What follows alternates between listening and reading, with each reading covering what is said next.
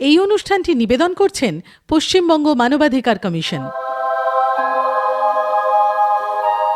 নমস্কার, পশ্চিমবঙ্গ মানবাধিকার কমিশনের পক্ষ থেকে আমি মলয় ঘোষ বলছি। এই কমিশন অতন্দ্র প্রহরীর মতো সবসময় নিপীড়িত মানুষের পাশে। মানুষ হিসেবে প্রাপ্য সম্মান এবং অধিকারের অবমাননা যেখানেই ঘটেছে সেখানেই কমিশন স্বতঃপ্রণোদিত হয়ে হাজির।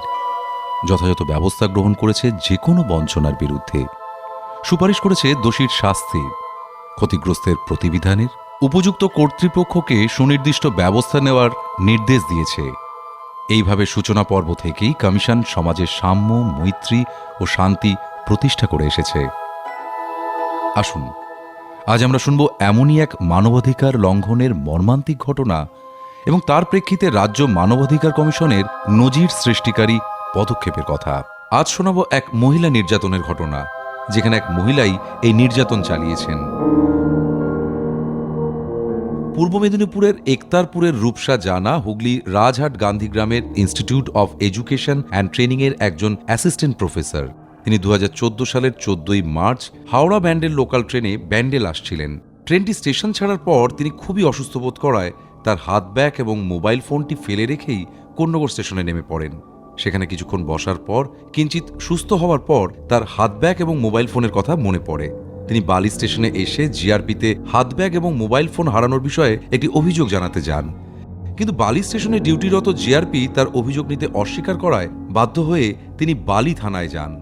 বালি থানার পুলিশও তার কোনো কথা শুনতে চাইল না, উল্টে তার সঙ্গে অত্যন্ত খারাপ ব্যবহার করল, নোংরা ভাষায় গালিগালাজ করে এবং তাকে থানা থেকে বের করে দেওয়া হয়।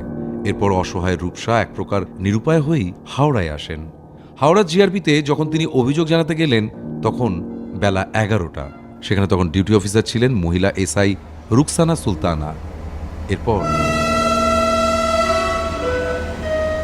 ম্যাডাম, আমি হাওড়া ব্যান্ডেল লোকাল ট্রেনে আমার হাত ব্যাগ আর মোবাইলটা ফেলে এসেছি। আরে একি বিনা অনুমতিতে ঢুকে পড়লেন যে বড়, এটা কি আপনার বৈঠকখানা নাকি?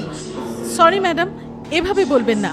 আমি হুগলি রাজহাট গান্ধীগ্রামের ইনস্টিটিউট অফ এডুকেশন অ্যান্ড ট্রেনিংয়ের অ্যাসিস্ট্যান্ট প্রফেসর রূপসা জানা। আচ্ছা, পাগলের পাল্লায় পড়া গেল তো। এসব কথা জেনে আমি কি করব? আহা, আপনি আমার কথাটা শুনবেন তো। আর আপনি অন ডিউটি আমাকে পাগল বলছেন কোন অথরিটিতে? হঠাৎ শরীর খারাপ হওয়ায় আমি ট্রেনে ভুল করে আমার হাত ব্যাগ আর মোবাইল ফোনটা ফেলে এসেছি। বেশ করেছো, যাও এবার নিজেই নিজের হারানো সম্পদ খুঁজে নিয়ে এসো। সাত সকালে আমাকে জ্বালাতে এলে কেন? এ কি, আমি আপনার কাছে একটা অভিযোগ জানাতে এলাম আর আপনি আমার অভিযোগ নেওয়ার বদলে আমাকে সমানে অপমান করে যাচ্ছেন। আপনি কি জানেন আমাদের করের টাকাতেই আপনার বেতন হয়? কি? যত বড় মুখ নয় তত বড় কথা। এই শিখা, করছোটা কি? এই পাগলিটাকে ধরে বের করে দিতে পারছো না? এই এক্ষুনি এই মহিলাকে ঘাট ধরে বের করে দাও। যত সব পাগল ছাগল এসে জুটেছে, দাও এটাকে দূর করে। আরে রে, আমার শাড়ি ধরে টানছেন কেন? ছাড়ুন আমাকে। জানেন আমি চিফ মিনিস্টারের কাছে নালিশ করলে আপনাদের চাকরি চলে যাবে। ছাড়ুন বলছি, ছাড়ুন, এভাবে টানবেন না। ছাড়ুন আমাকে। বদমাইশ, তুই আমাকে চিফ মিনিস্টার দেখাচ্ছিস? তবে দেখ তুই কার সঙ্গে পাঙ্গা নিতে এসেছিস। রেখা, রুলটা নিয়ে এসো তো, একে ভালো করে। ওরে বাবা রে, আমাকে মেরে ফেলো। মারবেন না আমাকে, ছাড়ুন। কেন কেন কেন এতক্ষণ তরপাচ্ছিলি রে বড়? হাত ভেঙে গেল। আমাকে যা, মারবেন না। চিফ মিনিস্টারকে ভাই, ডেকে নিয়ে আয়, যা। মাগো। কি রে? হ্যাঁ, শুনে রাখ, এখানে আমি চিফ মিনিস্টার, আমি প্রাইম মিনিস্টার। এখানে আমার কথাই শেষ কথা। রেখা, ওর পাটা ভেঙে দাও। মারো মারো একে, মারো। এত বড় সাহস! হ্যাঁ, পুলিশের হাতে টান দেয়, এত বড় সাহস! মারো। কি হয়েছে? কি হয়েছে? কি হয়েছে? এত বড় সাহস! হ্যাঁ, পুলিশের উর্দি ধরে টানে, আমার উর্দিতে হাত। রেখা, ওর হাতটা এক্ষুনি ভেঙে দাও তো। এ তো রাষ্ট্রের অবমাননা। আপনারা দাঁড়িয়ে দেখছেন কি? আরো লাগান, সবাই মিলে মারুন, মারুন, মারুন, মারুন। আমি মরে গেলাম, আমাকে আর মারবেন না। মারুন, মারুন, মারুন, মারুন।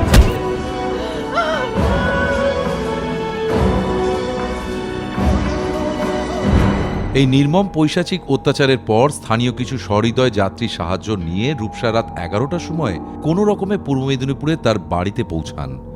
পরদিন তিনি স্থানীয় প্রাথমিক স্বাস্থ্যকেন্দ্রে চিকিৎসার জন্য যান। এরপর রূপসা যান রাজ্য মানবাধিকার কমিশনে। সেখানে তিনি হাওড়া জিআরপির পুলিশের বিরুদ্ধে এই অমানবিক ব্যবহারের জন্য যথাযথ ব্যবস্থা গ্রহণ করবার আর্জি জানালেন। রাজ্য মানবাধিকার কমিশন এই অভিযোগ পাওয়ার পর হাওড়া জিআরপির সুপারিনটেন্ডেন্টকে বিষয়টির তদন্ত করে রিপোর্ট দাখিল করার নির্দেশ দেন। হাওড়া জিআরপির ডেপুটি এসআরপির করা তদন্ত রিপোর্ট সুপারিনটেন্ডেন্টের মন্তব্য সহ কমিশনে জমা পড়ে 22 অগাস্ট 2014 তারিখে। ডেপুটি এসআরপি তার রিপোর্টে জানান যে ঘটনার দিন রূপসা পুলিশ অফিসারের সঙ্গে অভব্য আচরণ করেছিলেন, তার উর্দি ধরে টানাটানি করেছিলেন এবং অকথ্য ভাষায় গালিগালাজ করেছিলেন এবং সম্পূর্ণ অসংলগ্ন আচরণ করেছিলেন। ফলে অন ডিউটি অফিসারদের মনে হয়েছিল যে অভিযোগকারিণী মানসিকভাবে অসুস্থ, তাই হয়তো পুলিশের তরফ থেকে একটু উদাসীন আচরণও করা হয়েছিল। কিন্তু ঘটনা পরম্পরা বিচার বিশ্লেষণ করে শারীরিক নিগ্রহের কোনো গ্রহণযোগ্য ব্যাখ্যা পাওয়া যায়নি। সুপারিনটেন্ডেন্ট তার মন্তব্যে লেখেন যে তদন্ত করে এবং অভিযোগকারিণীকে পরীক্ষা করে জানা গিয়েছে যে অভিযোগকারিণী 14 মার্চ 14 তারিখে অর্থাৎ ঘটনার দিন মানসিকভাবে বিপর্যস্ত ছিলেন। ডিউটিরত মহিলা এসআই রুকসানা সুলতানা সেদিন অভিযোগকারিণীর সঙ্গে যে আচরণ করেছিলেন তা যথাযথ ছিল না। ওই অফিসারকে তলব করা হচ্ছে এবং প্রয়োজনে ওর বিরুদ্ধে বিভাগীয় ব্যবস্থা গ্রহণের সুপারিশ করা হবে। এরপর কমিশন ওই দিনের ডিউটি অফিসার রুকসানা সুলতানাকে তলব করে। 2014 সালের 14 মার্চ আপনি জিআরপি ডিউটিতে ছিলেন। হ্যাঁ স্যার। অভিযোগকারিণী রূপসা জানা ওই দিন আপনার কাছে তার হাত ব্যাগ এবং মোবাইল ফোন হারানোর অভিযোগ করতে এসেছিলেন। হ্যাঁ স্যার। আপনি তার অভিযোগ না নিয়ে তাকে মারধর করে তাড়িয়ে দেন। না স্যার, মারধরের অভিযোগ সম্পূর্ণ সাজানো। কিন্তু সরকারি ডাক্তারের দেওয়া মেডিকেল রিপোর্টে ওনার শরীরে অনেকগুলো আঘাতের চিহ্ন উল্লেখ করা হয়েছে। আরও বলা হয়েছে যে ওই আঘাতগুলি কোনো ভোঁতা অস্ত্রের, যা পুলিশের রুলও হতে পারে। উনি থানা থেকে বেরিয়ে যাওয়ার পর কি ঘটেছিল সে দায় তো আমাদের নয়। বেশ, তা সেদিন কি ঘটেছিল? স্যার, ওই দিন ওই মহিলা থানায় এসে নানা রকম পাগলামি শুরু করেন, আমার উর্দি ধরে টানাটানি করেন এবং আমাদের সবাইকে অকথ্য ভাষায় গালিগালাজ করতে শুরু করেন। আমি তখন থানার লেডি কনস্টেবল শিখাকে বলেছিলাম ওকে বাইরে বের করে দিতে।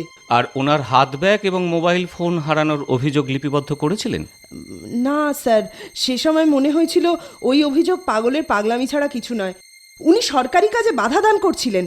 তাছাড়া উনি আমার উর্দি ধরে টানাটানি করে আমার পবিত্র পেশা তথা রাষ্ট্রের অসম্মান করছিলেন। তাহলে এক্ষেত্রে তো ওনার বিরুদ্ধেই আপনার ব্যবস্থা নেওয়া উচিত ছিল। নিয়েছিলেন?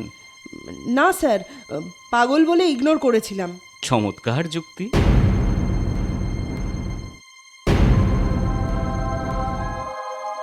সমস্ত সাক্ষ্য প্রমাণ বিচার বিশ্লেষণ করে রাজ্য মানবাধিকার কমিশন এই সিদ্ধান্তে উপনীত হয় যে ঘটনার দিন হাওড়া জিআরপিতে কর্মরত lady sub inspector Rukhsana Sultana যে আচরণ করেছেন তা অত্যন্ত গর্হিত কাজ। তাছাড়া এক অসুস্থ মহিলা তার কোনো জিনিস হারিয়ে যদি কিঞ্চিত অসংলগ্ন আচরণ করে থাকেন, তবে পুলিশের উচিত ছিল অত্যন্ত সহমর্মিতার সঙ্গে বিষয়টির গুরুত্ব অনুধাবন করে অভিযোগ করতে আসা মহিলার প্রতি সহানুভূতিশীল হওয়া এবং তার নিরাপত্তার ব্যবস্থা করা। যাই হোক, এই ঘটনার প্রেক্ষিতে রাজ্য মানবাধিকার কমিশন সরকারের কাছে সুপারিশ করে লেডি সাব ইন্সপেক্টর রুকসানা সুলতানার বিরুদ্ধে বিভাগীয় ব্যবস্থা গ্রহণ করা হোক। সেই সঙ্গে লেডি সাব ইন্সপেক্টর রুকসানা সুলতানার বেতন থেকে 10,000 টাকা করে দুটি কিস্তিতে মোট 20,000 টাকা কেটে নিয়ে নির্যাতিতা অভিযোগকারিণী রূপসা জানাকে দেওয়া হোক। সরকার কর্তৃক গৃহীত ব্যবস্থা সম্পর্কে কমিশনকে 2 মাসের মধ্যে অবহিত করার অনুরোধও করা হয়।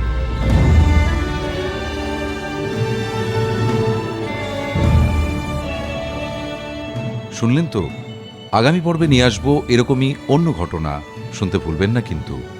আমাদের যোগাযোগের ঠিকানা পশ্চিমবঙ্গ মানবাধিকার commission, Purta Bhavan, 2nd floor, block DF, sector 1, Salt Lake, Kolkata 700091। আমাদের telephone number 23377707, fax 23379633, email ID wbhrc8@bsnl.in, আমাদের ওয়েবসাইট www.wbhrc.nic.in। আজকের মতো এখানেই শেষ করব অনুষ্ঠান। নমস্কার।